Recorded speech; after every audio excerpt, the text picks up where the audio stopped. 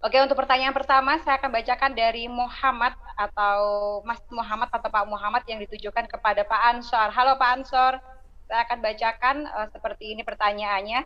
Seperti yang antum sudah jelaskan bahwa dakwah itu kan amar ma'ruf nahi mungkar, mengajak orang dalam berbuat kebaikan. Namun sekarang ada beberapa dai yang mengajak kebaikan tapi dengan kata-kata yang kurang baik atau kasar.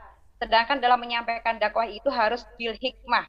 Lalu untuk para dai yang tidak menyampaikan dakwahnya dengan bil hikmah, apakah itu dapat disebut dengan berdakwah sesuai dengan dakwah yang ditetapkan oleh Allah? Lalu apa solusinya? Silahkan Pak Ansor.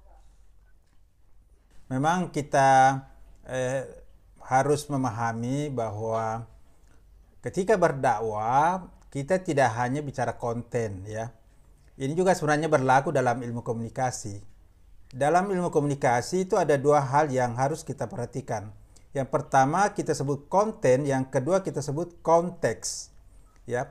Konten itu adalah isi pesan. Yang kedua konteks, cara kita mendeliver, cara kita menyampaikan pesan. Itu bahkan kadang jauh lebih penting daripada pesan itu.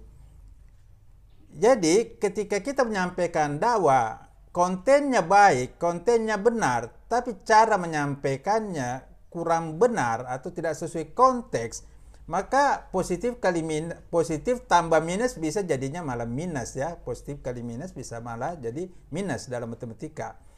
Oleh karena itu, kita mesti memperhitungkan cara apa yang paling tepat untuk menyampaikan dakwah sehingga bisa diterima. Itulah yang disebut dengan bil hikmah. Bil hikmah ini sebenarnya lebih kepada sebuah seni komunikasi. Bagaimana komunikasi kita bisa diterima oleh audiens. Nah, salah satu cara kita menggunakan komunikasi adalah memahami karakteristik halayak, memahami karakteristik madu atau audiens.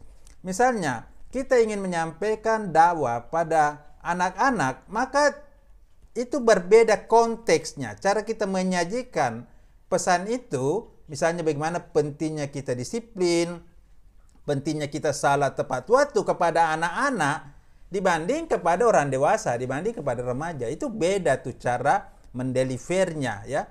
Kita juga menyampaikan materi atau training juga seperti itu. Jadi bagi saya dakwah itu harus sebuah konsep yang menyatukan antara konten dan konteks. Jadi tidak hanya melihat kontennya. Jadi memang orang menyampaikan dakwah itu di samping belajar konten, dia juga harus belajar retorika dakwah. Dia juga harus belajar bagaimana cara menyampaikan dakwah bil hikmah ya. Itu yang pertama. Jadi ini memang penting dipahami oleh public speaker ya, oleh seorang pembicara publik seperti para dai atau mubalik itu.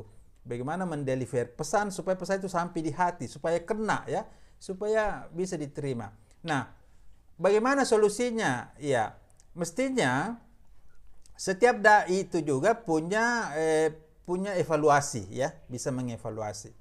Apakah dakwah yang kita sampaikan ini sampai ke halayak sesuai dengan yang diinginkan atau tidak? Ya, sebenarnya sering juga kita Oke. melihat begini. Apakah ketika kita telah menyampaikan dakwah itu mengubah halayak menjadi lebih baik atau malah justru merusak tatanan yang sudah ada? Padahal tujuan dakwah itu ada meningkatkan kualitas hidup. Jadi kualitas hidup yang sudah baik ketika dia mendapat sentuhan dakwah, maka dia harus menjadi lebih baik.